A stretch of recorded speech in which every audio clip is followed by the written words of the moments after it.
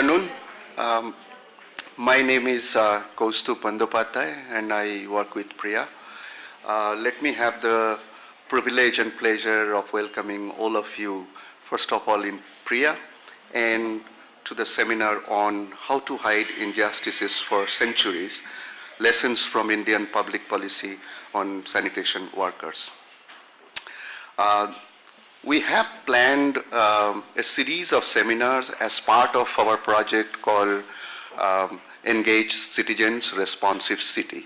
And this is the first seminar in the series, and we are quite excited about that. We are also doing Facebook Live, so make sure that you all look good and behave yourself. I hope we have viewers on the Facebook.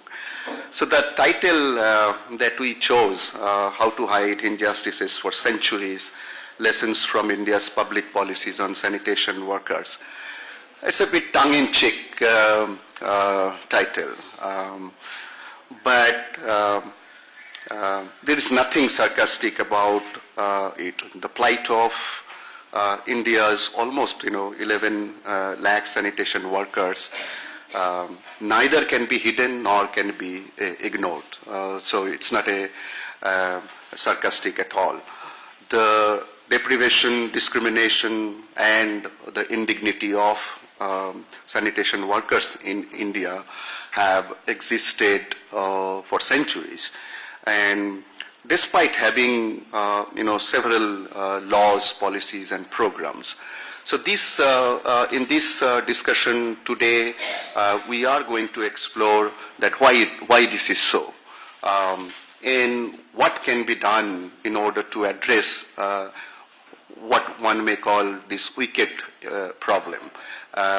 So we have a program lined up. We'll begin with a short presentation on the project, Engage Citizens Responsive City.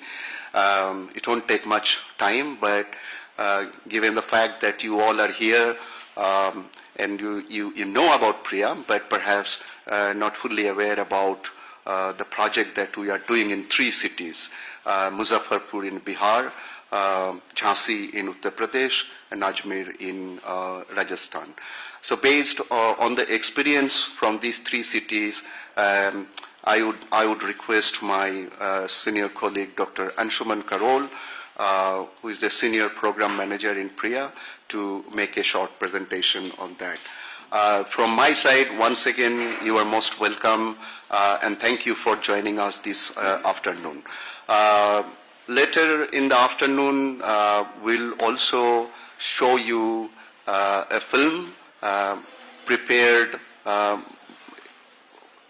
based on our project experiences, and then we have the panel discussion, and following the panel discussion, we'll hope to have an open discussion. So once again, thank you for coming. May I invite Dr. Anshuman Karol.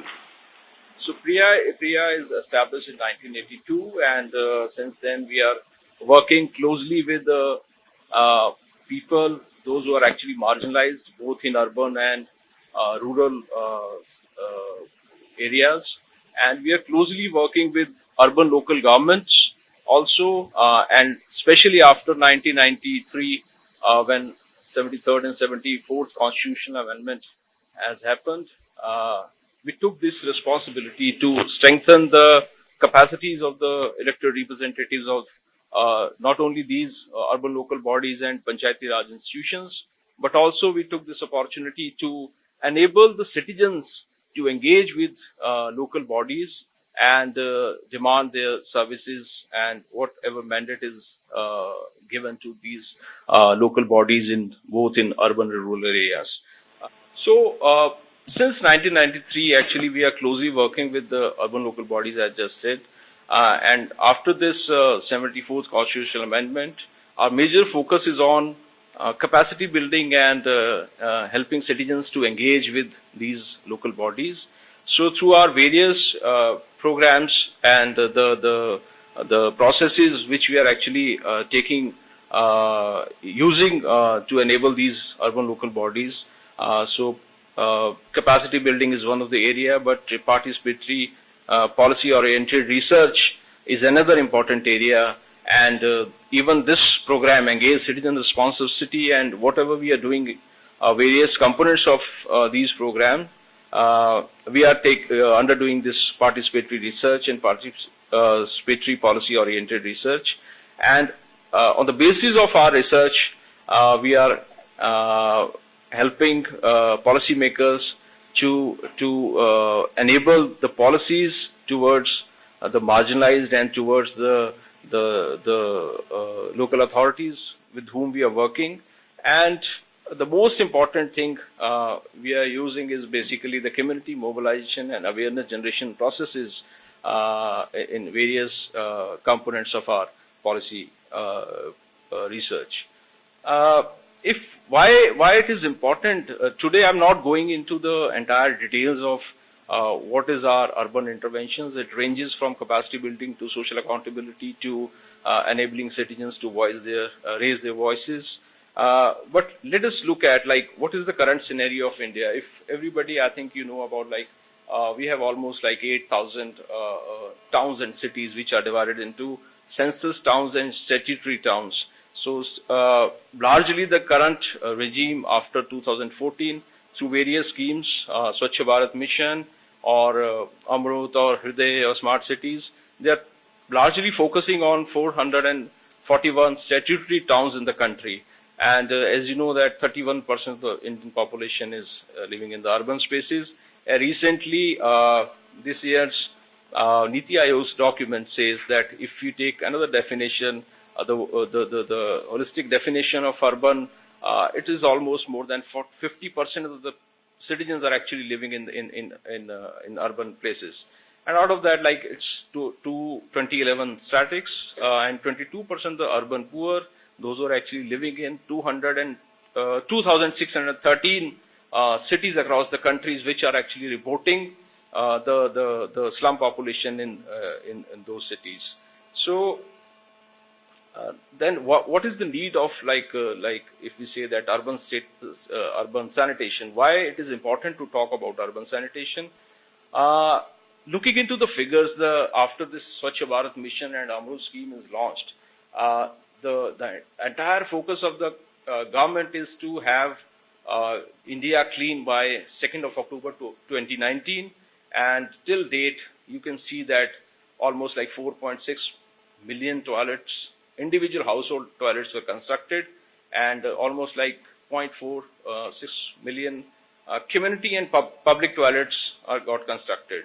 So already we have 2 out of these 4,041 cities, almost 2,767 cities are declared open defecation free, and almost 67,000 wards where door-to-door waste collection is happening. And who is doing that? That is the question. And where is this burden is going to be shifted when we are actually using and we are start practicing the good sanitation practices? It is our sanitation workers. So in 2017, there is a Dalberg and BMGF report which reports that there are already 1.1 million sanitation workers working in the country, and there is an estimate by 2022 there will be a need of another 5 million sanitation workers who will join this workforce. And if you see the gender status of these sanitation workers, almost of these sanitation workers are actually 50% are women sanitation workers, and today we are talking about these women sanitation workers. This is a project we are running in 3 cities, as just Kaustav ji mentioned that this is a European Union sponsored project, and we are doing it in Jhansi, Muzaffarpur and Ajmer. So this project is, we are targeting especially the urban poor in these 3 cities. So we are covering almost 250 slum settlements in all these 3 cities. So it is almost 95% of the slum settlement population of the cities.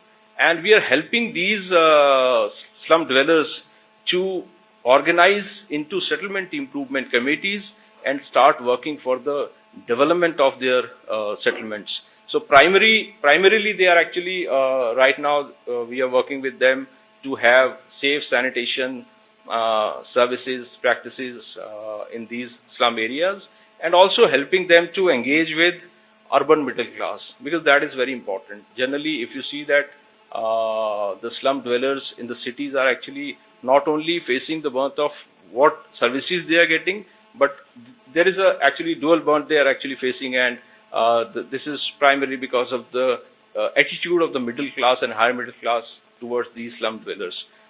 2 days back, I am in Patna attending a conference on urban resilience. It's about the uh, organization doing their it's a project which is talking about the urban climate resilience. And when I presented work there, there are questions like the and it shows the negativity and the pessimism towards the slum dwellers in the country. So it's very important to talk about them and work with them. So under this project, we are doing that, and right now we have also constituted the slum federation federations in all these three cities, which those slum federations are actively engaging with the not only the municipal authorities but also with the other middle class colonies, areas, wards in the city, and getting their share of services. So these are the some enabling factors like which talks about the inclusive sanitation services in the city. So how we did this? So we actually mapped the entire slum settlements in the cities, in all these three cities, and then we brought out like the citizens, those who are actually very active for the improvement of their settlements, and it's all voluntary. We are not giving any kind of economic, or we are not engaging them with any kind of economic activities. Though this is all voluntary, and they're coming out and they're engaging with each other to bring changes in the lives of their communities and their own lives. And besides this, we are, as I said, that we have also engaged with the middle class in the city. So we did two types of surveys in these three cities. One is the entire 100% census and enumeration of all the households in the slums. So we have almost covered 22,000 households in these three cities with these surveys, and almost like 12,000 households in the non-slum areas in all the wards in these cities. And these surveys are actually talking about the status of sanitation services in these cities, and it helped also the municipalities and especially the citizens in these cities to understand the needs and requirements of their sanitation services. So, and as a part of this project, we also did a study of women sanitation workers in all these three cities, and Shashi and Nalanjana are going to present the findings and in their presentation. So I'm not talking about much about these studies here. And as a part of this entire process, this whole sanitation change is incomplete without the state of public and community toilets in the cities. So we also did assessment of these PTCTs in all the three cities, and prepared PTCT plans for the cities. And these plans are also participatory, where the councillors from all the three cities were involved, citizens are involved through various ward level meetings, and they have themselves suggested about where should be the community toilet, where should be the public toilet, and it helps municipalities to gain those insights that it's not a desk job.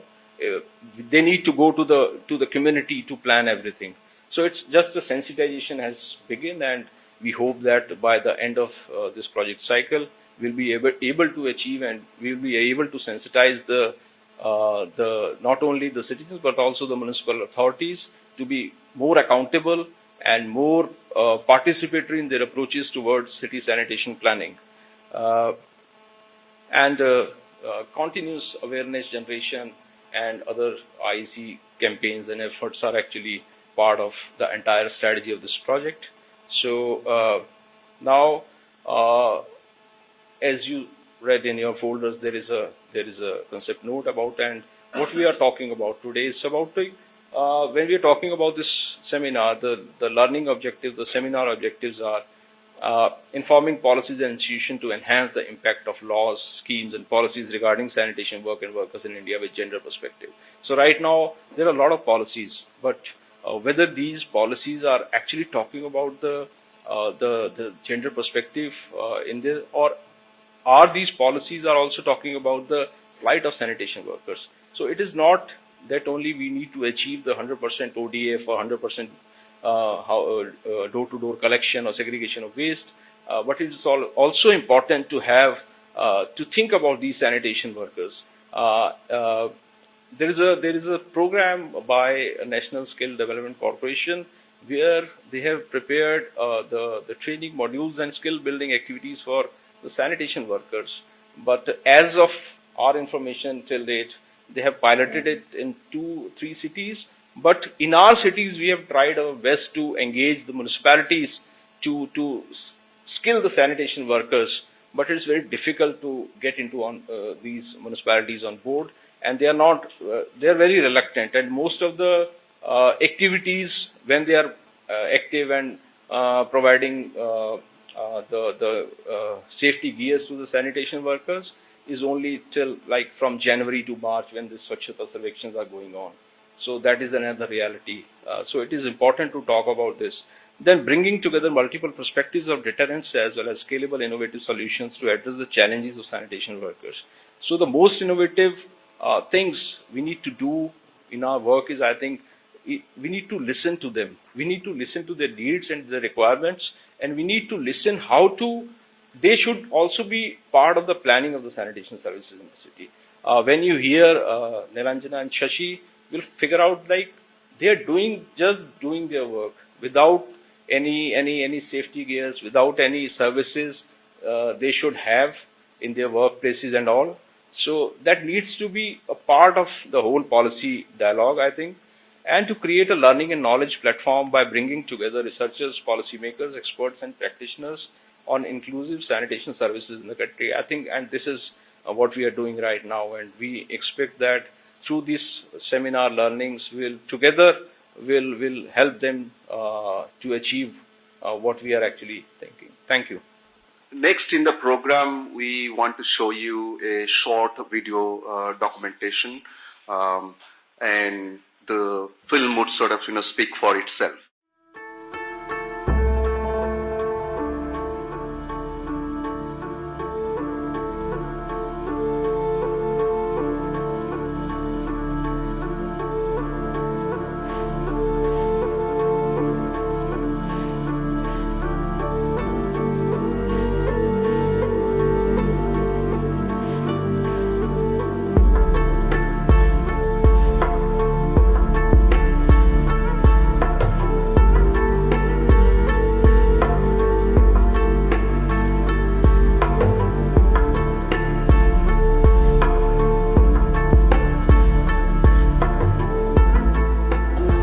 तो daily का काम है, काम करेंगे तो वेतन बनेगी, नहीं करेंगे तो नहीं बनेगी। या हमारे कोई सर्विस है ही नहीं है, हम क्या करें? अरे गंदा है, अच्छा अपन को तो करना है।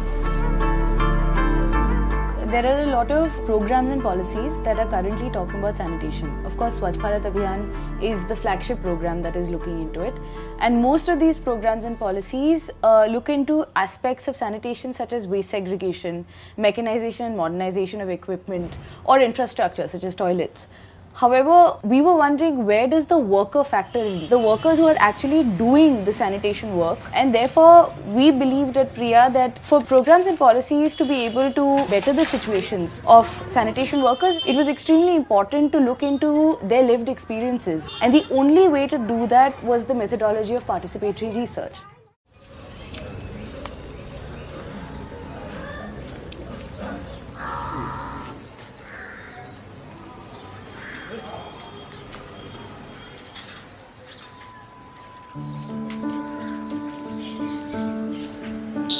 सुबह जल्दी उठ के चाय बनाना, बच्चों को नाश्ता बनाना है, स्कूल के लिए टिफ़िन भी लगाना पड़ता है हम लोगों को, और 7 बजे हम लोग को हाजिरी देने जाना पड़ता है।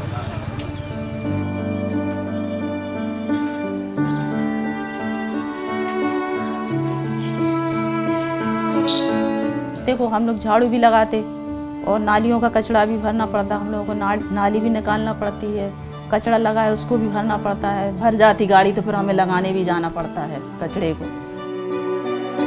हम लोगों को ग्लव्स वगैरह मिलना चाहिए, मास्क वगैरह है, हम लोगों की सेफ्टी रहेगी ना उससे। जैसे धूल उड़ती है तो हम लोगों के नाक मुंह में भी जाती है, इससे सांस लेने में भी हम लोगों को दिक्कत होती है।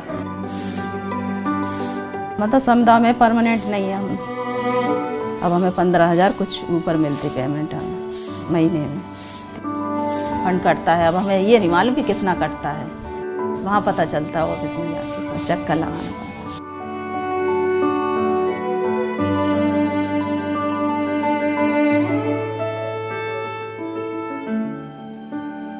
सरकार के ऊपर है, हम लोगों को परमानेंट कर दे तो बहुत अच्छी बात है। जैसे हम परमानेंट हो जाएंगे और हम ख़त्म हो गए तो हमारे बच्चे को परमानेंट ही नौकरी दी जाएगी।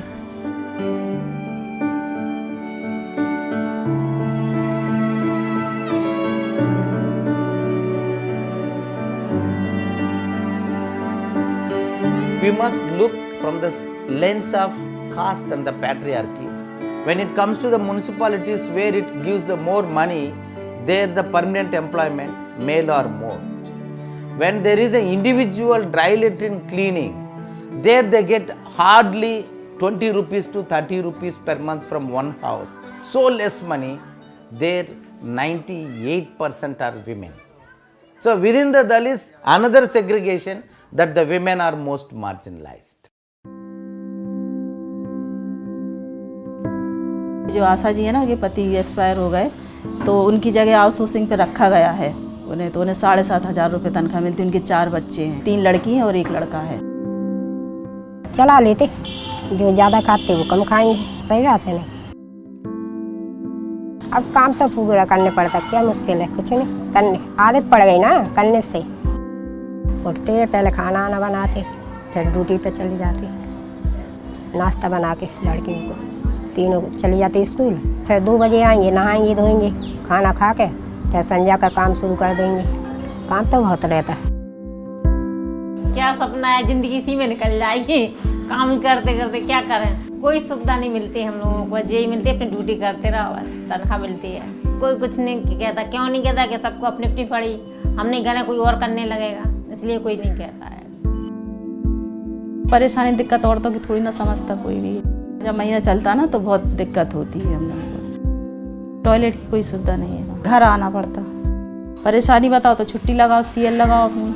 And women's safety, it is not the safety gate, it is a women's safety net. In all the places where they are working, in odd hours they are on the street. And the children, where they will go? In their schooling, who will take care? So all these, the welfare measures also, by the side the government has to develop.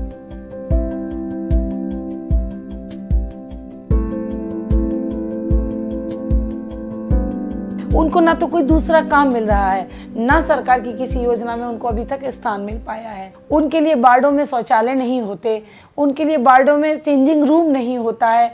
जब दोपहर में भोजन का समय है तो उनके पास कोई ऐसा स्थान नहीं होता कि वो वहाँ बैठकर भोजन कर लें, क्योंकि कोई उनके लिए व्यवस्था नहीं है। अगर वो किसी के दरवाजे पे चेयर पड़ी है, वहाँ बैठ के भोजन कर लेगी, तो महिलाओं ने बताया कि लोग पानी डाल के हमारे सामने उसको धोते हैं। आज भी ये स्थिति है समाज में।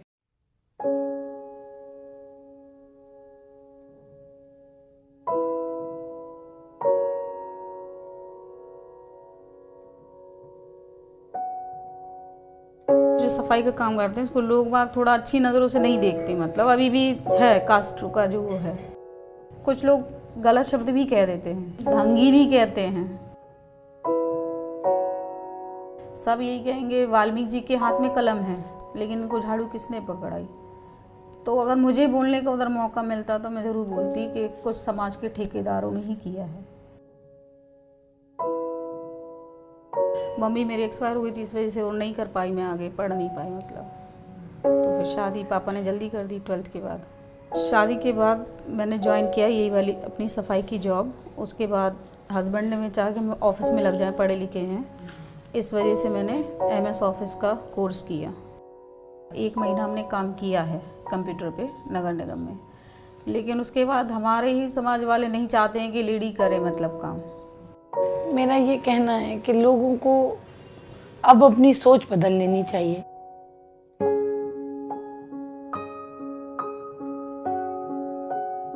कि अगर मेरी पढ़ाई कंप्लीट होती तो टीचर का जॉब जरूर करती हूँ। उसका तो भविष्य अच्छा ही चाहते हैं, जो मतलब हमने देखी परेशानी वो ना देखे, अपने पैरों पे खड़ी रहे तो और अच्छी बात है।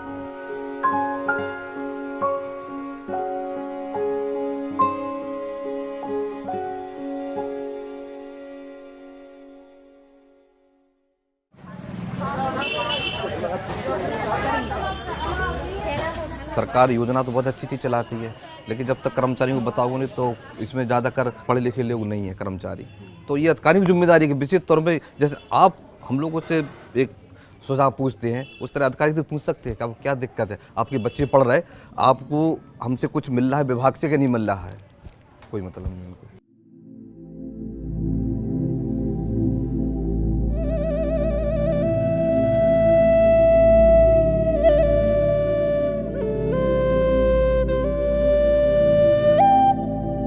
The state governments and the local bodies, they never follow any kind of a rules, regulations or the policy. They themselves, they are the major big violators. The state must intervene. I think in bridging this information gap, the NGOs have a huge role to play. They are the ones who are connected to grassroots, are aware of many of the nuances out there. Sanitation workers have received our attention. We have worked with National Safai Karamchari Corporation also. The way we are going about it is twofold. One is what we call the recognition of prior learning. There is also the short-term training that we do. And there, in the case of sanitation, we have done some work. We are actually even now continuing 2,000 plus people whom we are skilling in Jhansi, for example. There are three main areas of recommendation that Priya thinks is vital. The first one is that the municipality has to play a much more active role in ensuring that rules and regulatory mechanisms are followed. The second recommendation has to do with the importance of skilling. It is vital for sanitation workers to be able to do their jobs in the least hazardous way possible. It is also important for them to be able to have access to new skills, to switch to alternative vocations and jobs. The third recommendation is to acknowledge the double burden of labor that women sanitation workers undergo every single day. How can we forget that 50% of the sanitation workers who are keeping our cities clean are as much workers as they are mothers? So it is extremely important to look into the provision of creches, of shades, of drinking water, of first aid. Because these are provisions that look into the physicality, the strenuous physicality of the labor. So it is this double burden of labor that needs to be embedded in the policies, in the programs that are looking into making women sanitation workers' lives better.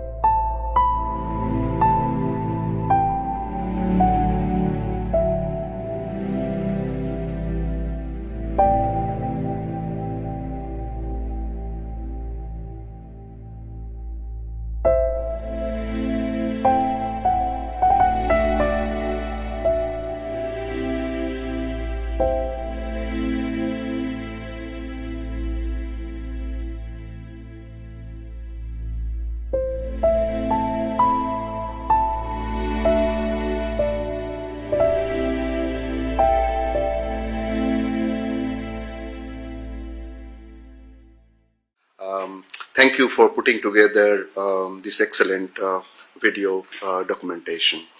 Now we move to the next part of our program, which is the panel discussion. And in the panel, we have our colleague, Ms. Nilanjana Bhattacharya, who is the program officer in Priya, and Ms. Shashi Shikha, who is the senior program officer in Priya. So they will make a joint presentation based on the studies that we have done in these three cities. And then we have two more distinguished panelists. One is Dr. Indira Khurana, who is currently working with the International Budget Partnership. But I think that's less important today. Her earlier experience of working in the areas of water and sanitation, and particularly the experience she brought into the sector, and her work experience with Safai Karmachari Andolan for several years in their research and documentation program would be very relevant today. Dr. Khurana has published several books and articles, but I think the most relevant to today's discussion would be the book on burden of inheritance, a study with a manual scavenger. Dr. Khurana, you are most welcome to Priya. I'm not inviting you here because they are going to use the PowerPoint presentations, and therefore maybe when you speak, you can we'll invite you here. Our third panelist is Dr. Ravikant Joshi, an old friend of Priya. Currently, he is the team leader in National Urban Livelihood Mission with the Ministry of Housing and Urban Affairs, Government of India. It's a pleasure to have you with us, Dr. Joshi. So, without much ado, may I now request Nilanjana and Shashi to make the presentation? I hope the movie was able to present glimpses into the lived realities of women sanitation workers. Women sanitation workers are situated at the intersection of gender, caste, and labor, and are also at the bottom of this hierarchy, even of the sanitation workers. Now, this study that we have done in the three cities of Ajmer, Muzaffarpur, and Jhansi, we have done it with 206 women sanitation workers. The idea was not only to bring out the statistics, but also the narratives and their experiences and stories of working as a sanitation worker and the impact of gender and caste. So Nilanjana and I will take you through the presentation. My name is Shashi Shikha, as I have been already introduced. Thank you, Shashi. My name is Nilanjana, and I'm a program officer, as Kaustubh sir mentioned. Shashi and I co-led this research across Jhansi, Ajmer, and Muzaffarpur with 206 women sanitation workers. And I think we should just start on with our presentation. I think it's important to establish a certain national context. What is the landscape that we are looking at when we're talking about women sanitation workers? So currently, as the film already said, there are over 1.1 million sanitation workers keeping Indian cities clean, half of which are women. And while the census does not categorically disaggregate its data, but the members from Dalit communities who are working as sanitation workers are nearly 13 lakhs. They're known with different names. Some are known as Valmiki, some as Bhangi, some as Mehtar, Dome. And each city or each state has its own tradition and history with Dalit communities. So these names also come from these histories. Now, as per the annual report of the Ministry of Social Justice and Empowerment, there are just a little over 7.5 lakh manual scavengers and their dependents living in India. The highest number of these manual scavengers belong to Uttar Pradesh. Around 4,20,000 manual scavengers have been assisted under the National Scheme of Liberation and Rehabilitation of Scavengers, and therefore they can no longer seek assistance. A little over 3 lakh manual scavengers are yet to be rehabilitated.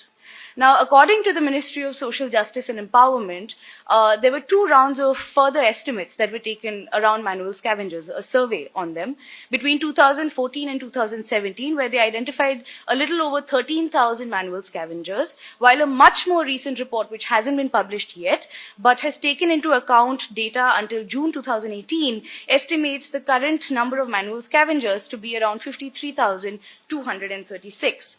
And another very conservative average is that there are nearly 22,000 deaths every year around the spectrum of sanitation workers in India. Now, all of these figures, be it the 53,000 manual scavengers living in India, as well as the 22,000 deaths, are extremely, extremely conservative numbers. This particular report done by MSJE was actually on the basis of 121 districts out of 600 districts in India, where only 12 states participated. This survey did not take into account the sewer and septic tank cleaners, as well as the Indian Railway, which is the employer of the highest number of manual scavengers in India. And many of the states did not participate in these surveys at all, still denying the existence of manual scavenging in India. Now, the Indian Railway, as I already mentioned, is one of the highest employers of manual scavengers. What we also need to take into account is that children of Dalit communities often drop out of school or skip school to take up informal jobs and help their parents to sort of run the household. It's important to note that the maximum number of child laborers in India belong to Dalit communities. SBM has created over 1 million direct jobs under it as a program, but it really requires a comprehensive policy that is exclusively looking into sanitation workers engaged in various types of work, such as cleaning of public or community toilets, desludging operators, or STP operators. Now, despite all the sort of background that I gave, and I think it's important for us to have a quick comprehension of what is the mapping of stakeholders around India who are directly sort of working with sanitation workers as well as manual scavengers, and Shashi is going to give you a quick overview. Yeah, so now that this national scenario is right in front of you, we would also take a look at the stakeholders which are present who directly impact the sanitation workers. So we have grouped them into institutions of governance and institutions of civil society.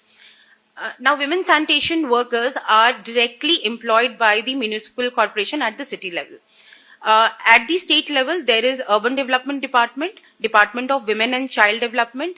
There are Mahadalit Vikas Mission, especially in state of Bihar, there is an MVM at the state level, which takes into account all the issues related to SC/ST communities there. Then there is Department of Social Welfare, and there is a state channelizing agency, which is known as SC/ST Development Corporation. At the national level, there is a National Commission for Safai Karmchari. It further has a department which is Financial Development Corporation, which again promotes entrepreneurship and alternative employment amongst these workers. Then there is National Skill Development Corporation. There is Department of Water and Sanitation and Ministry of Housing and Urban Affairs. So these are some of the institutions at the city, state and national level which directly have some or the other provisions and schemes for the sanitation workers. Now, if we look at the institutions of civil society, we will see that at the city level, there are trade unions, there are civil society organizations, and then there are citizen sanitation task forces which have been created under SBM. At the state level, there is academia, media, cooperatives, and other state agencies. And at the national level, again, there is a national trade union. There are Andolan and movements like Safai Karmchari Andolan, civil society organizations, and others. Apart from that, we have a number of schemes and programs currently in India, such as National Urban Livelihoods Mission, Ministry of Skill Development and Entrepreneurship, Swachh Bharat Mission, and Amrit Mission for Rural Urban Transformation, which have multiple schemes and provisions for the sanitation workers. As we've already seen that despite the existence of such a broad stakeholder map to cater to sanitation workers' lives, and Nilanjana will take you through the facts and findings of the research, we see that there is a strong dissonance between what are the provisions and how they are translated into practice. We will now present some of the most salient findings of our study, among the many others which you will be able to read in our reports which have been uploaded on our websites. To begin with, we are going to first talk about the 3 different types of sanitation workers. There are 3 different kinds, starting from permanent staff to contractual staff to outsourced staff. Now, I should mention that these 3 different types of sanitation workers exist in Jhansi, but in the case of Muzaffarpur and Ajmer, there are only permanent and contractual staff. When you look at the permanent staff, this is a color-coded analysis of all the 3 different cities. Black is for Jhansi, red is for Ajmer, blue is for Muzaffarpur, and 3 are things that are common to all 3 cities. And green is common to all 3 cities. Now, when you look at the permanent staff, most of the perks or the entitlements of the permanent staff resemble that of a formal employment, especially their salary, which is a decent salary ranging between 25 to 30,000 rupees per month. All these permanent staff are supposed to get EPF, paid holidays in terms of casual leaves, earned leaves, maternity leaves, pension contribution, insurance, and most importantly, the death claim. As you already saw in the film, being able to pass on your job to your children or to members of your family is a very, very important part of security as a sanitation worker. As we move on to the contractual staff, barring Jhansi, in Ajmer and Muzaffarpur, the only entitlement as a contractual staff that you get is a salary every month. It's 5,000 rupees per month in Ajmer and 8,000 rupees per month in Muzaffarpur. The situation of contractual workers in Jhansi is relatively better off than the other 2 cities. They do get benefits such as the EPF Society Fund. Their salary is slightly higher at 15,000 rupees per month, and they get maternity leaves also. However, none of these contractual staffs get Sundays as holidays, medical leaves, pension, medical insurance. And as you move on to the outsourced staff, which is only unique to Jhansi, it's a very similar situation as is in Ajmer and Muzaffarpur for contractual staff, which is the only entitlement is 7,000 rupees a month. Now, this is very problematic because more than 75% of the women who participated in our study, and in general, in the sanitation worker system, the dominant part of the workforce is based on the contractual system. Furthermore, we realized through our study that apart from the fact that contractual workers get 4 unpaid holidays a month, the 31st day of every other month is an unpaid labor day. So you give your labor on every 31st, but you don't get paid for it. Furthermore, these are issues and various other insecure conditions of employment against which there is absolutely no protest, because the contract system is an extremely toxic system which sort of enables a hire and fire culture. So the sanitation workers especially are constantly threatened about losing their jobs because, as you saw in the film, if you don't do your job, there are 5 others who are going to take it. And furthermore, these benefits that you see are there on paper, but when we went down to the field, we realized that even these benefits are very limited in reality. Across Jhansi and Muzaffarpur, we spoke to 7 permanent permanent workers who said that they worked till the last day of their labor before they went into sort of labor while they were pregnant, and resumed work within 7 days of delivery. And what is also surprising is that barring 2 permanent staff members in Ajmer, none of the other women sanitation workers had ever received a pay slip, which is a direct violation of the Minimum Wages Act, right under the municipality.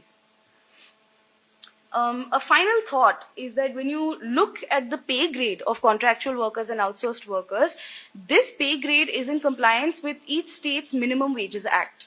Now, the Minimum Wages Act in terms of the pay grade also looks at this work as unskilled, which is very problematic because the ability to be able to identify different kinds of wastes, to be able to segregate different kinds of wastes and handle them, the treatment of waste and the disposal are all technical jobs. These are skills that one has to constantly learn and become an expert in to be able to do it in a way that is not hazardous. Today we're talking about the many centuries of hidden caste-based injustices. Through this study, we also wanted to acknowledge that a huge part of this hiding factor or this invisibility is embedded in a certain trauma from a community that has been going through incredible amounts of ignorance, avoidance, and negligence for centuries now. So we decided that to truly understand the occupational health of women sanitation workers, it was essential to not only look into the physical aspect of occupational health, but also look into the emotional and mental aspect of it, because that very much dominates their narrative.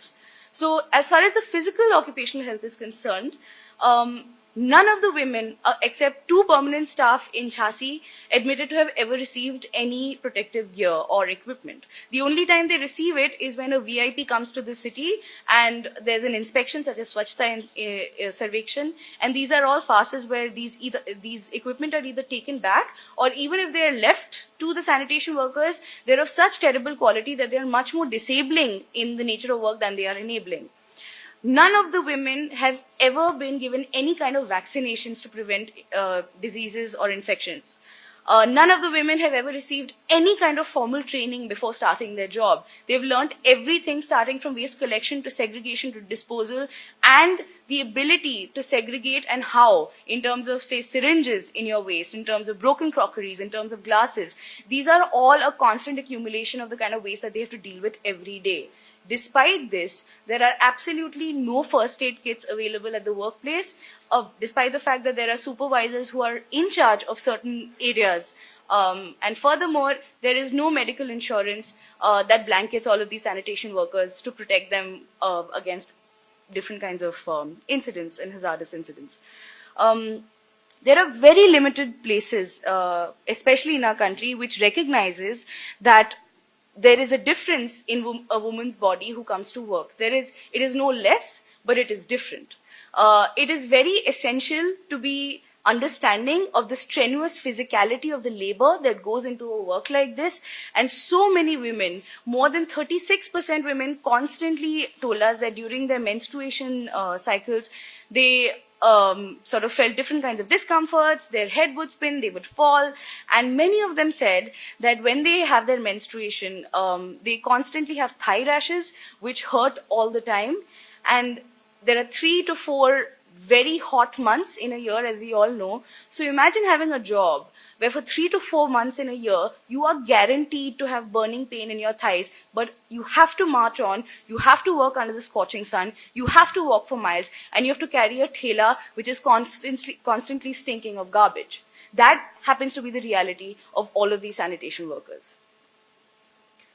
6 out of 10 women across the 3 cities said that they experienced some kind of eye infection or throat infection or skin infection, especially during the time of monsoon, because they hold their taslas on their head, and as it rains, all the dirt sort of pours down through their bodies, which is a direct recipe to any kind of infection and disease. They constantly have skin scrapes, thigh allergies, and bruises. And all of these aspects of physical occupational health are constantly feeding into the mental occupational health, which creates a perpetual sense of indignity, depression, stress, anxiety, and humiliation, to the point where the dominant number of men in sanitation workers' communities are alcoholics, and the women are constantly chewing on gutka or tobacco to be able to bear the stench of the work that they do. All of this together perpetuates a very depressing narrative of this community, and it's completely inhuman, the kind of status and the condition that they have to constantly work in. Now we're going to talk about the lack of awareness of women sanitation workers regarding the programs and schemes. Like Shashi mentioned, she showed us an entire stakeholder mapping, and she'll in the future also talk to you about the different kinds of acts and policies in place to help sanitation workers in terms of their life conditions, work conditions, as well as empower them. However, 70% of the women sanitation workers in our study were illiterate, and so were their families. More than 95% of the women belong to scheduled caste communities and other lower caste communities. In the case of Jhansi and Ajmer, it was Dalit communities. In the case of Muzaffarpur, it's Mahadalit communities. And all of them have formally been in this occupation for 4 generations. Whereas before that, for example, in Ajmer, the Rani system exists, which is a patron-client system. And it's much more informal, but it has been going on for years. None of the women had any idea about the kind of laws, policies, programs, acts that have been put in place to help them and protect them. Furthermore, across the 3 cities, there have been absolutely zero effort by elected representatives or ULB officials to disseminate any kind of information, raise awareness about their rights and entitlements, or sensitize citizens to be kinder, to be more understanding in terms of their handling of solid waste management, as well as their behavior towards sanitation workers. The final finding is something that is related to pretty much every other finding that we found in the study. This is the lack of dignity and agency. Sanitation work is seen as unskilled, it is seen as informal, and it's supported with minimal regulatory frameworks, to the point where even permanent workers who've been working for over 20 years, these women have never been promoted to anything beyond sanitation workers, whereas men are constantly promoted to roles of supervision or roles of jamadars or even better roles than that. Furthermore, sanitation workers constantly experience touch-based discrimination in terms of public transport, in terms of public spaces, in terms of general behavior. So many women in Jhansi as well as Muzaffarpur constantly said that even when they are done with their work and they're waiting for for the little rickshaws to be able to go home or the buses, the minute people see that they're holding a jhadu in their hand, they're not allowed onto the buses or the rickshaws, and they have to walk it back home in the heat after a grueling 8.5 hours of work.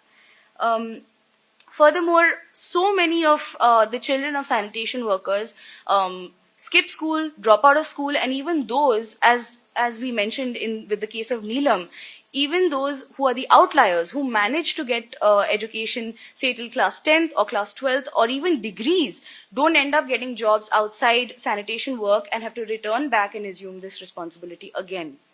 So the question here is that, when you are talking about this entire universe of stakeholders that are directly connected to enabling sanitation workers, as well as humongous crores worth of projects that are looking into sanitation as a crisis in India, the fact is that the provision of these does not equal to its access, just the way creation of toilets doesn't mean its usage.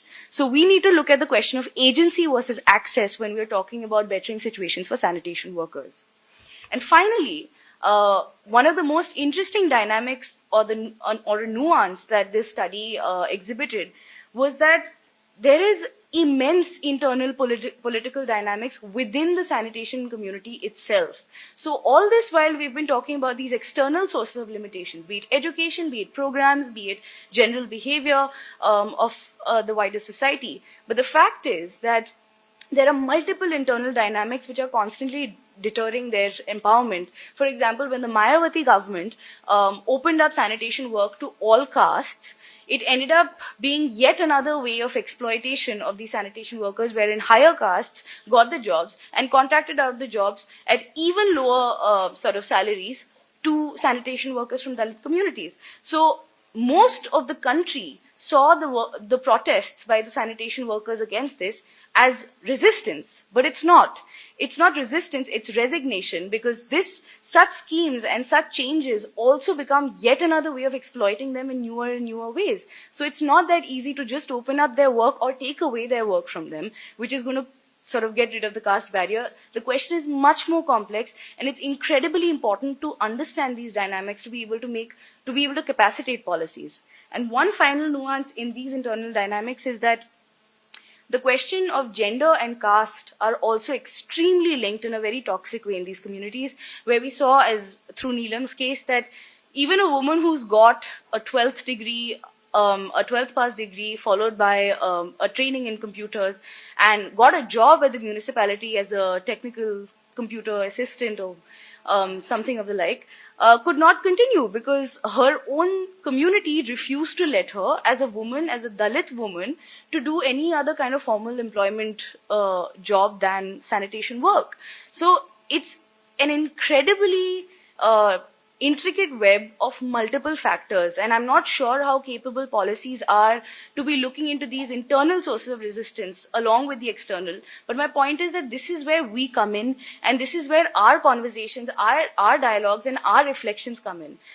There is only a limit till which policy can address things. Yes, policy can address the external sources of limitations, but these internal dynamics need to come into the mainstream dialogue about sanitation workers.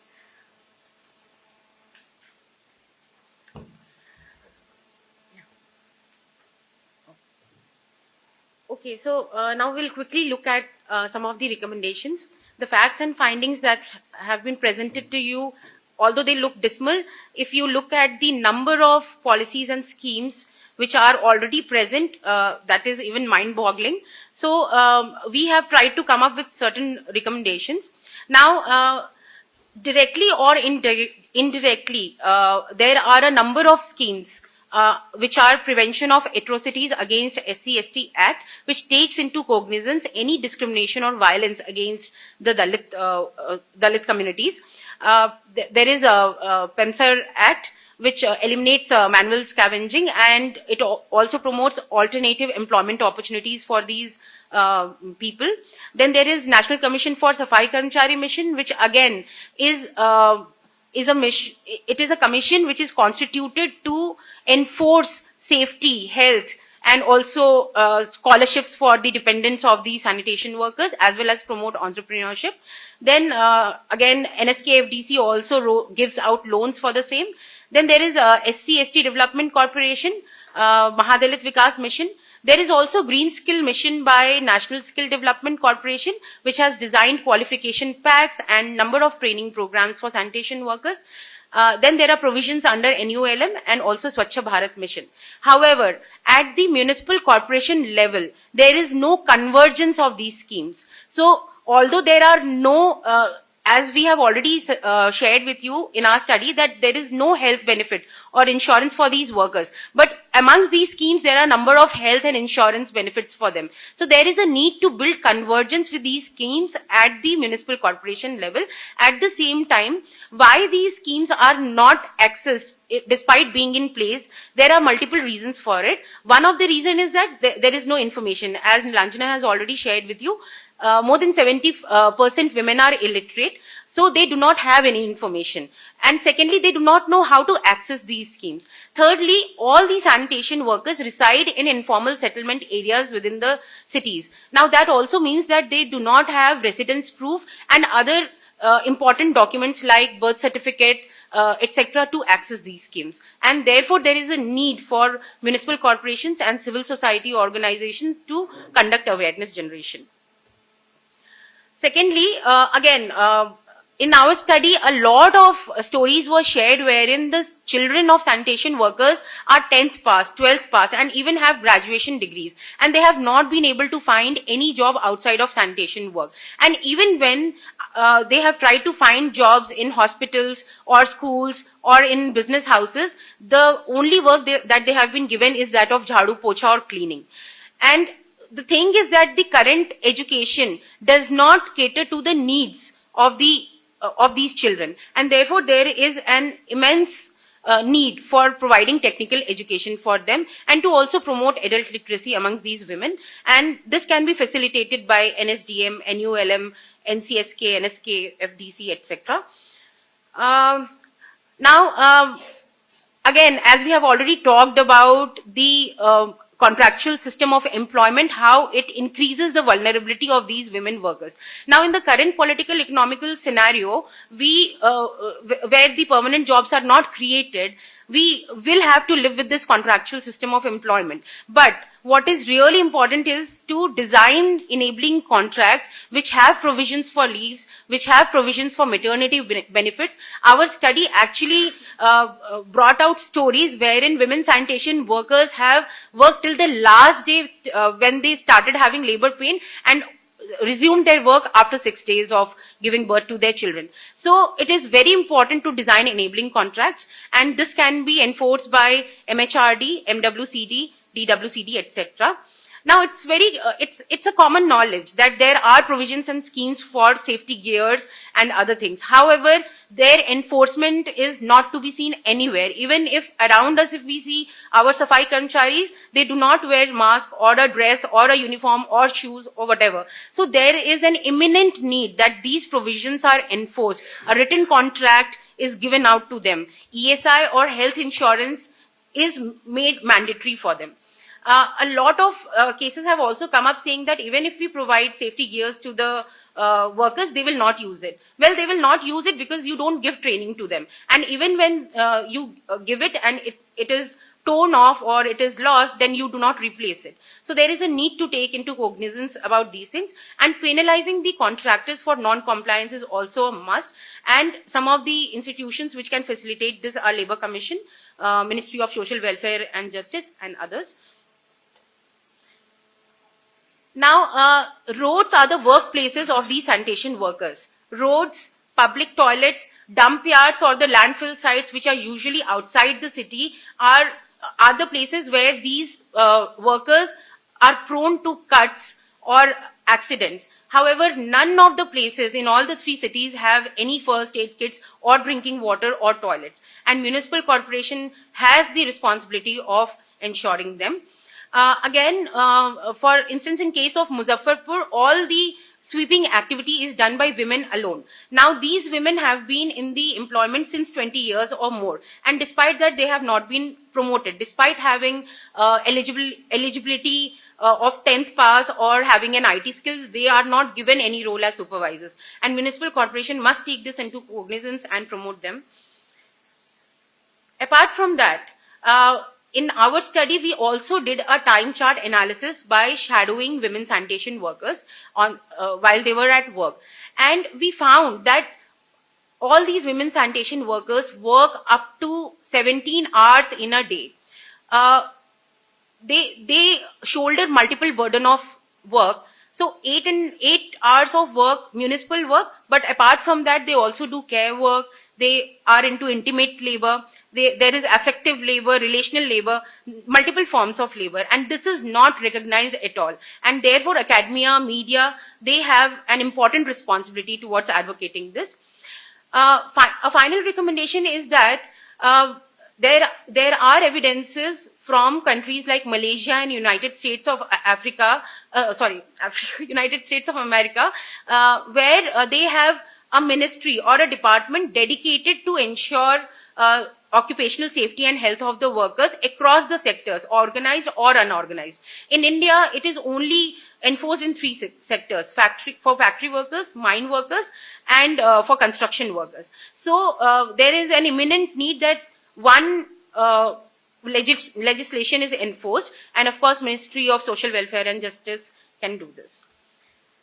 So with this we come to the end of the presentation, and we would like to acknowledge all the 206 women sanitation workers who shared their experiences with us and led us into their lives.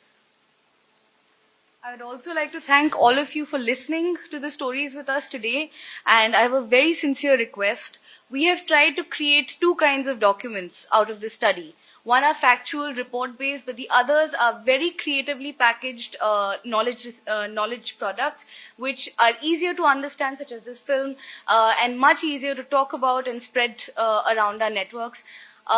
This is our home ground. We've done state consultations and city consultations across India about this, and we've come back home to talk about it. And we really hope that Delhi, being a capital city, is going to take a lead, especially people of the middle classes as well as the youth, to sort of take this movement forward with us, join us in disseminating the kind of knowledge that we're trying to create and talk about, and really join the movement and change our minds and perspectives and our attitudes to help women sanitation workers become a much more normalized part of our communities, as we all are. Thank you very much for listening, and please enjoy. I'm going to just express some of my thoughts based on what I've heard, and the 1-year experience that I had working with the Safai Karmachari Andolan. I was very fortunate that Wilson allowed me to work with them for a year. And after working on sanitation for several years and also working a little bit on the issue of manual scavenging, I think every day that I went to SK, there were a lot of things I learned, not only about the community, but also about democracy, about the constitution, about governance, and about the total lack of accountability of all of us.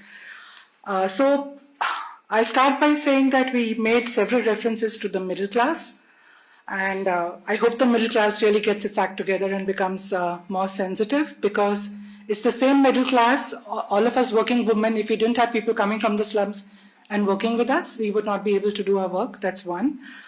Second is, they are the ones who clean whatever mess we make. I think we should be sensitive about that. And also, when we talk of Dalit women and the whole focus of gender, I think it's really important also to look at the data which says that Dalit women live 14 years less than an average Indian woman belonging to another, to the gendered population. So I think that's something that's really shocking. And it's beyond, and it's something that Nilanjana said, it's not only about giving access to basic services, it's also, you may give these women access to basic services like education and water and sanitation, but still they will not be able to have those 14 extra years of life that we women have. And this is where the patriarchy, the scenario where they live, the violence, the feudalism, all that comes in. So it's really a challenge when you want to talk about development of women belonging to Dalits, to Dalit community. I'll just share some of my experiences and learning when I worked with the SKA. And while it's not really linked to my current job, international budget partnerships, which basically looks at what the government is spending, the public spending on different social sectors. But a couple of things really link the two. The first one is when you talk of budgets and you talk of the fiscal space in the country, you talk about accountability. And I think with this community, and I'm going to only focus on manual scavengers, so that is the women who clean the dry latrines and the men who go down and clean the sewers and the septic tanks. So whatever I'm going to say is going to be based on experience of learning from this community. Complete lack of accountability in terms of from the government for this community. And why do I say that? I say that because there is an act which you presented here, several acts, the most important act being the eradication of manual scavenging and rehabilitation of the manual scavengers. It has many components under the act, and people, friends from CPR will also know about that. One of them is the 40,000 that you give to, the one-time money you give for liberation to the woman. The other is scholarships for children. And the third most important one for them is the scheme for the rehabilitation of manual scavengers, which looks at giving loans up to 15 lakhs if you want to do a business of around sanitation, and 10 lakh if you want to do any other kind of business. So coming from now looking at budgets, so we looked at the budgets for the scheme for rehabilitation. In the last, so when the scheme was announced, I think sometime in the 2000s, we started with a budget of around 400 crores. In the last few years, it fell to 50 crores. And in the last 2 or 3 years, it's come down to 20 crore. And in the last couple of years, there's been absolutely no spending on this budget, according to the data that's available on the government websites and according to Right to Information, which is filed by several different organizations. So you may have act, you may have program, you may have law, you may have policy, but unless you put some money to that, unless you see that the money flows to the right people, and you get the benefits from that, the money that you're investing it, you're not going to make any difference. Speaking about spreading awareness, we did a 2-day consultation with the members of the Safai Karmacharis. So it's spread across. It's a campaign which comprises of members from the community. They have membership in 22 states. So we got the conveners of about 16 states together to just understand, what was happening in the 40,000 with the 40,000 rupees, what was happening on skill development. So there's little awareness amongst the community, but there's also lack of awareness amongst the service provider. So when they would go and ask, we want to get liberated, and they say, "Acha, manual scavenging kya hota?" Right from there, the lack of ignorance started, and then the whole caste mindset of the people that you don't deserve any kind of benefit from us. There were also examples when SK was fighting for this law that the judges changed several times, the lawyers changed several times, and at one point of time the judge actually said that if these people don't do it, who's going to be cleaning up our, the mess that we ourselves create? So I think somewhere this whole link in the mindset, what we feel that somebody else is going to clean our waste, I think also we need to look back, and that's where one of you said that we need to really rethink the way we are looking at people who make our lives safer.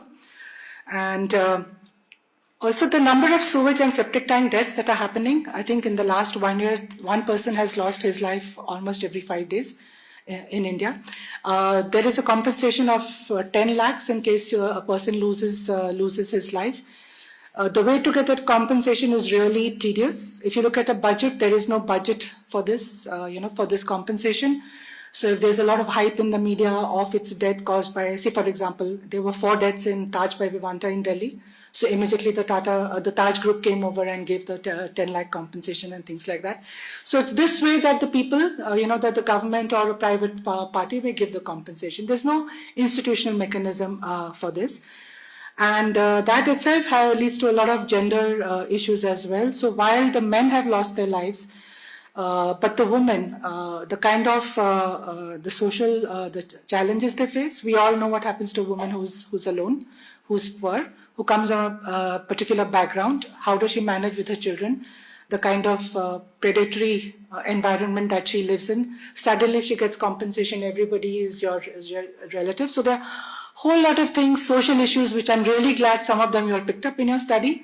But we really need to also look into those issues.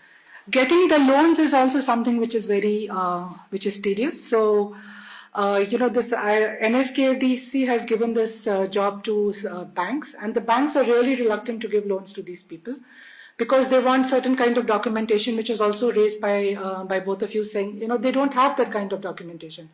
And sometimes if you want 40,000 to be liberated, then they say give us evidence that you are working cleaning dry latrines. So you have to go to the person who's employing you. That person knows that the act is illegal, and he or she will be damned whether they're going to give you a certificate. Yes, this person is cleaning my dry latrine. Also, because you don't have collateral, because you belong to the community, you're poor. So banks are really hesitant in, ke paisa humko wapas nahi aayega. And it's kind of ironic when you see the kind of non-performing assets and the kind of loans and the way people have fled the country with huge amounts of loan that you're able to give. But small amounts here, you're not able to give. So I think someday here we all need to come together and see how we can address this problem.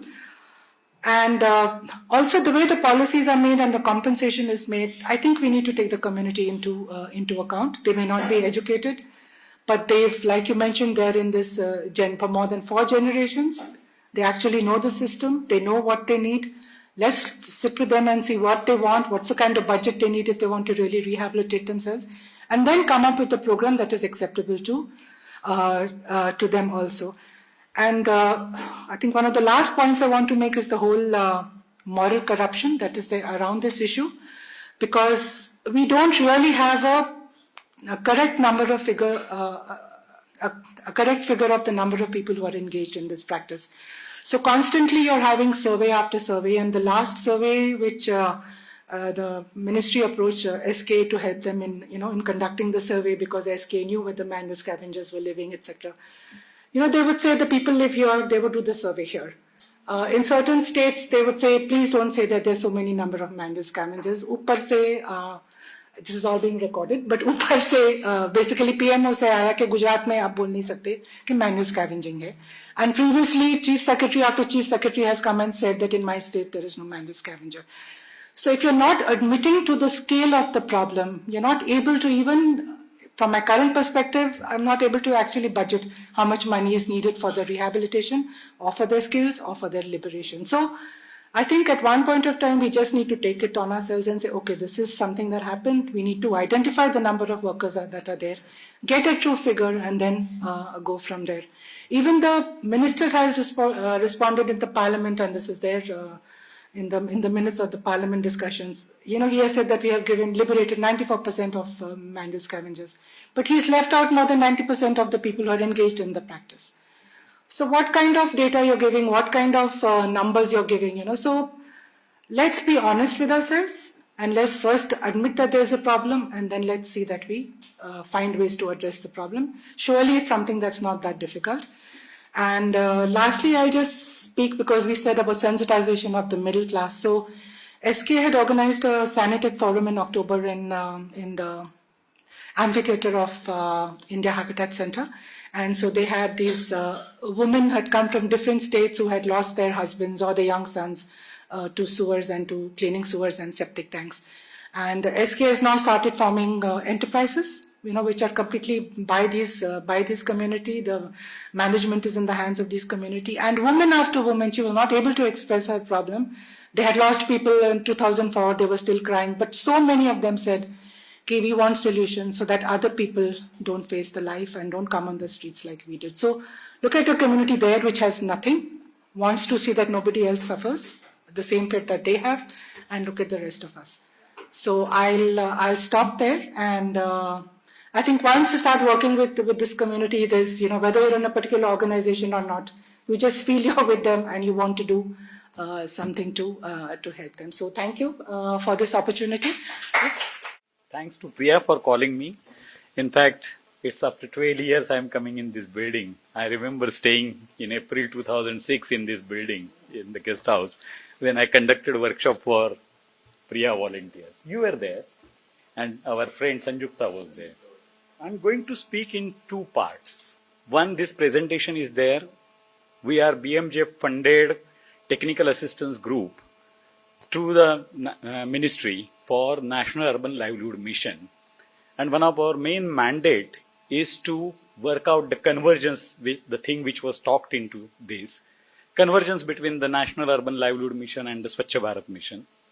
Another mandate is to, what we can say, vocationalizing the sanitation sector. The one point which was mentioned was that these jobs are not considered skilled one. So how we can bring the skilling framework into the sanitation. And third component is, again, the last speaker mentioned, is establishing the sanitary enterprising. That is the mainstreaming the sanitation related enterprises, micro enterprises, which will be in the hands of these people. Before I go through this, let me put on comment that the film and the presentation was really spot on. And various kind of dialectics has been captured very well, or the paradoxes. One very specific issue they mentioned, what we can do, what else we can do. We don't have alternative skill. So that's the occupational vulnerability.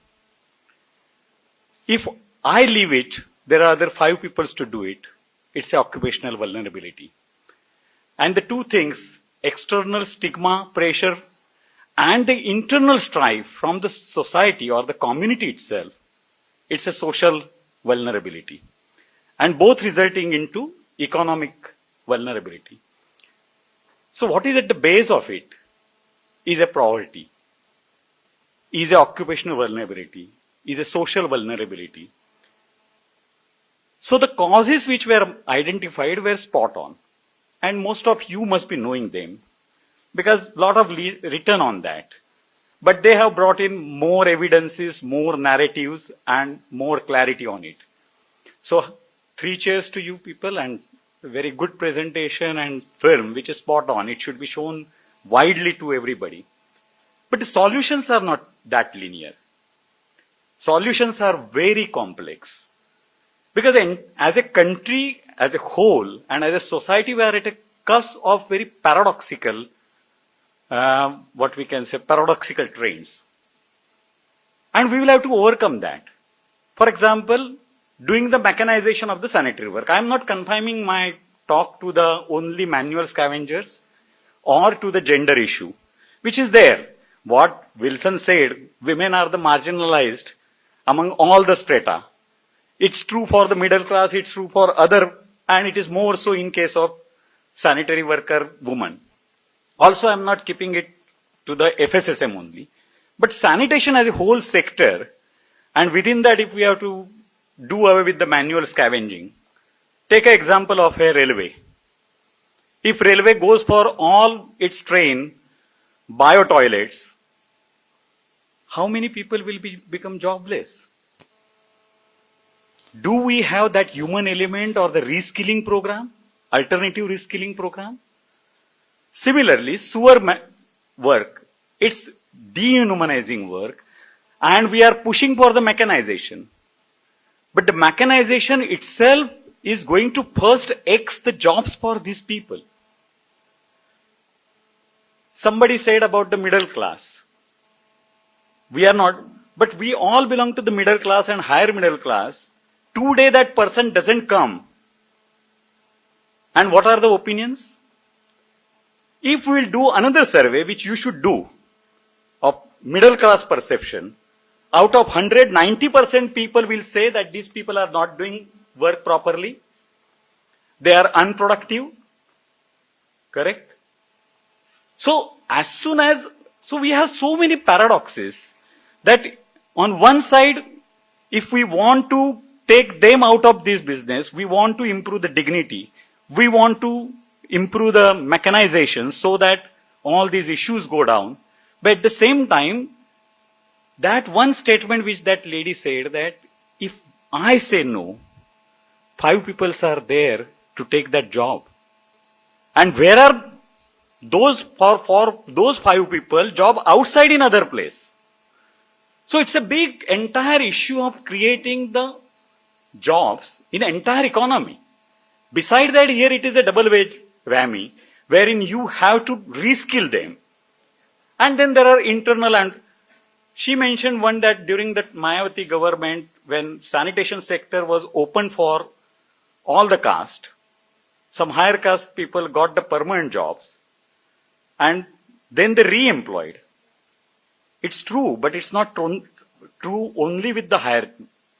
So kindly make that statement clear, because I was with the Baroda Municipal Corporation 20 years till 2002. And before that there were reports from UP.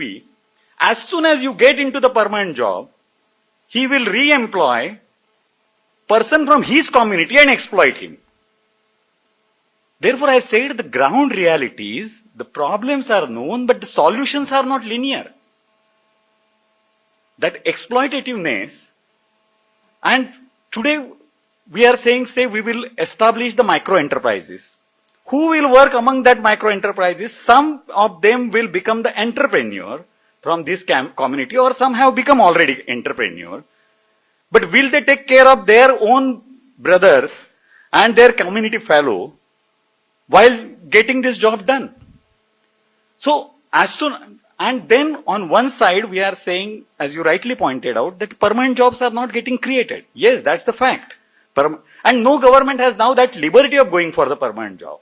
The kind of financial situation we have, the kind of activities a government has to do. So on one side we will not be creating permanent job. If we create the permanent job, productivity drops down, other vices come in, and when you go for the outsource and this kind of a job, all these kind of exploitations are there. So the only point I draw in is that yes, we know the problem, but as a country, as a whole, we are at a cusp of very paradoxical trends. On one side, we want that this sanitation sector, but we have created, or this Swachh Bharat mission is going to end up creating almost 70 lakh individual household toilets. And then some 5 lakh or more community, and there is going to be more employment opportunity. In fact, our estimate showed that 1.6 million new jobs will be getting created. Dalberg report says that 5 million jobs are in the, people are in, and then you put other figures that 1.1 million are in urban areas, and out of that 5 million, 2.5 are having highly occupational hazardous situation. So all that Dalberg report, we looked at other perspective that all this Swachh Bharat mission, which hasn't thought of a human element, correct? From many angle, from skilling angle to human and their service cadre and service aspect angles and other aspect. One of the aspect is that those 1.6 million jobs, so we will require these people. Secondly, our systems were never designed, sanitation or sewerage systems, keeping mechanization in mind. So we have two big challenges. It's not, and even the newer system are not getting designed with the mechanization in mind. So application of the mechanization or technology is again a big problem. First, whatever existing infrastructure we have is not conducive for application, direct application of the mechanization. So for at least next 15 years, because for next 15 years we won't be able to go for high-end sewer kind of a system. We will be going for septic tank based entire sewage system, and that now has been accepted more or less policy wise, and there is nothing wrong in that. That's a low cost technology India can afford. We can't have underground sewage system in all those 7,000 towns and 4,500 statutory towns. It is untenable, unfeasible. So we will go that. So our sanitation system for next 20 years is going to be labor intensive, even if we will, and it's a huge task of using the technology and mechanical things to reduce the pains of this. So these are the different diametrical, this thing. Another, you said dry latrines. In Warangal city, as of today, there are 12,000 dry latrines. In 2 years, under Swachh Bharat, they go away. immediately issue is human element of it, which is not thought while doing the infrastructure, is the rehabilitation of the people who are today earning over those 12,000 dry latrines. I'm not here anyway saying that it should continue, but we have to have a very big skilling program, rehabilitation program, and that has to be holistically. So those were my certain thoughts on this. Now here I am going to talk mainly what we are doing or where we come. This is again based on a Dalberg report and other reports, what kind of jobs they are doing. I spoke about these drivers or the triggers, diametrically opposite triggers in the economy. On one side, we are going massively for creating of the sanitary infrastructure. Data may be little bit dated, but they have presented the recent data. Main point is that we will be requiring or we are creating the infrastructure which will require sanitary workers. We can't shy away from that fact. The only thing remains in our hand is how we can make their life dignified and how we can make their life more easy and with all these other welfare measures. Human element won't go from Indian sewer system in near future. And if it goes, then we are not prepared for that. Let me tell you that. From tomorrow, suppose everybody works and we remove everything this, what to do with these people? Their unemployment. Where is that kind of upskilling has happened? Where that rehabilitation has happened? So, we are not prepared for that, but we will have to gear up for that. So, let me come what needs to be done. Again, as I said, what needs to be done cannot be a linear and highly complex one because of this different paradoxes which is in this system. Somehow, my colleague Kriti has developed this. This is more comprehensive, one of the things which you presented. Correct? So, this is the full circle. We haven't used half. It's going to be with you. But this entire ecosystem has to work. Right from social, regulatory, to your municipal body, it is not one player who is creating the distortion. So we need to work holistically and then we need to address the two things which I said, which results into third, that is the economic vulnerability, is the social vulnerability, both external and internal. Big way mass education of the people has to happen within them. That case is very sad. Even if she doing MS Office, only this could have been possible, she would have migrated to another city. There is an old proverb, the origin point of the rishi or saint and of a river not to be located. The other point is rest aside, but the rishi, who used to be the rishi? This proverb tells that don't go into his lineage. Because in earlier time, to overcome all these is to become a yogi. If you want to break the caste barriers, what you need to take is a sannyas. And having taken the sannyas, your entire past lineage, your caste and all those identities go. And you become, and therefore that proverb says that kind of a thing. But here we have to do work on both sides. Not only on a mainstream community, but within their community also. And where all the civil society, it's very rightly was pointed out by madam that it's not policies which will be only sufficient, and you also mentioned in your presentation that we all have to come together. Not only civil society from the mainstream societies, the societies coming from their communities, their social leaders, and everybody has to look at that entire ecosystem. All this, one of the way in which we are working in ULM. I'm not saying this is the linear solution, but one of the aspects we are addressing is we can come through first social mobilization and institutional building. When now we have almost more than 3 lakh self-help groups. So 30 lakh women across the India has got federated. But nobody has carried out that data, but out of that 10% will not be the sanitation women SSGs. We need to do that. We need to do specialized SSG groups of sanitation. Means sanitary workers are part of another SSG. But bringing them together, the group neighborhood improvement committees which you have formed, bring them into NULM fold to get the benefits. That is what we told to the CFA, Center for Policy and Advocacy and Research. We visited there. They have formed 100 self-help groups, means governance group, into 100 bastis of Delhi, but not part of NULM, National Urban Livelihood Mission. So social mobilization, institution building, skilling within that profession and skilling outside, that is the alternative.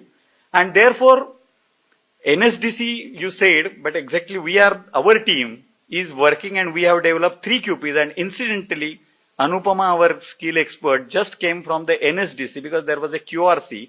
It is now the second last stage of approving those QPs. So we have developed 3 QPs, one for septic tank technician who will construct the septic tank, then desludge operator, and third is a FSTP operator, because this will be the order of the day. And fourth, which we will be developing, is FSTP supervisor. That fourth yet not been developed, but we will be developing. So this skilling has to happen. Vocationalization, standardization, dignification of these skills has to happen.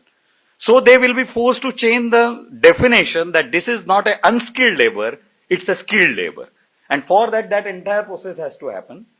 Financial access is there, but there is a problem about the knowledge, reaching up to them, cumbersome procedures. Earlier that has been pointed out.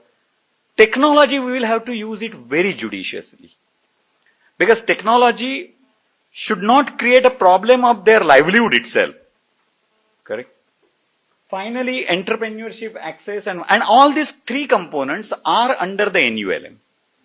NULM is different from Skill Development Ministry, other program, or PMKY, because here it is targeted for the urban poor.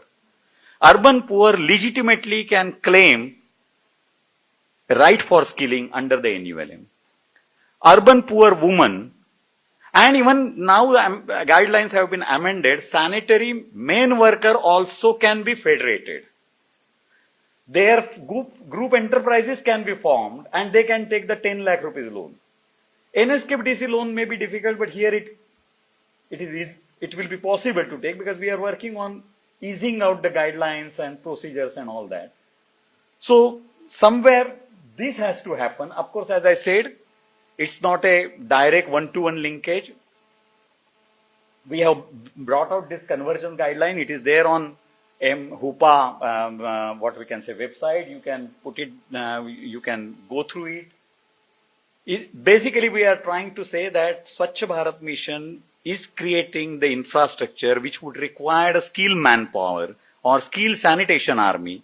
And NULM main vision and target is to skill the people, urban unemployed youth or urban poor people, to federate the women and then to help them to go for the self-employment. So all these 3 interrelated components, we are seeing that they need the convergence with entire this thing. So what could be? I have already covered this. Let me just form the CIGs. All the civil societies, the message has to go. Somewhere they have done great work, but they are outside the NULM framework. Bring all those SSGs. Means they can continue to have their own focus. Suppose you have neighborhood improvement committee. Nothing wrong. Neighborhood improvement committee can become a self-help group under these and get the benefits. Correct? Then they were governance improvement or governance committees. All should come, and it's a time. Sometime I have worked with the civil society also. I personally feel wherever there is a good government program, we should bring everybody under that fold, keeping our identity as such. Then facilitate existing SSGs into sanitary work, setting up the micro sanitary enterprises. For that, existing sanitary SSG, women SSGs can be utilized, or I am saying new sanitary SSG, sanitary worker SSG, men and women should be formed. And then they can get entire means training, skilling and enterprise development under the NULM and even the affordable credit, because women SSGs get money at a 4%. So they will have to pay only 4% interest. Then RPL, already mentioned, we are doing big wave. We conducted very first RPL on FSM in Dhenkanal, where practical action had identified 450 manual scavengers, and out of that 50 manual scavengers were trained. And even they were provided certificates under the NSDC framework for this RPL. So these are those shots. Then skilling and strengthening skilling in the FSSM sector. Finally, facilitating subsidized loans to these people. Before that, enterprise development training, business plan. In fact, we are going, Orissa is pilot state for us, and our team is going to set up 10 successful micro enterprises in sanitary field and specifically in FSSM. That is one of our mandate. As I said, it's a Gates Foundation funded program, and by next year, we would be achieving that. This tripartite agreement has to work. I don't want to go dwell into detail, but the main problem is happening. Banks, NFKDC gives refinancing to the banks, but banks are concerned about the recovery of it. Here, big way, ULB will have to come on the board and has to take a responsibility of deducting the interest, first giving the job to these people who are marginalized or who form this kind of SSGs and come into the sanitary enterprise. Today, whom this job is going? In fact, somebody mentioned 70,000 wards have got now door-to-door collection, solid waste collection. Correct? Means we got 70,000 vehicles. Just have a look who is owning it. Somebody else is owning. And again on that, why cannot that vehicle, which doesn't cost more than 10 lakh, can be owned by a sanitary women-led SSG? They can get 10 lakh rupees loan, they can own it. Correct? But today, all these 70,000, I don't want to dwell who is owning, but it is mainly owned by all the people who have the capital, who have the money. And then that outsource work, the third category you said is coming into that. So somewhere we have to take an interest, everybody has to do the convergence is the mantra, and we will have to work out a tripartite agreement. This is so difficult, but as a consultant in 2007, with Pimpri-Chinchwad Municipal Corporation, I worked out this three-party relationship, but that was for 1,200 crore rupees road projects. All banks came on the board.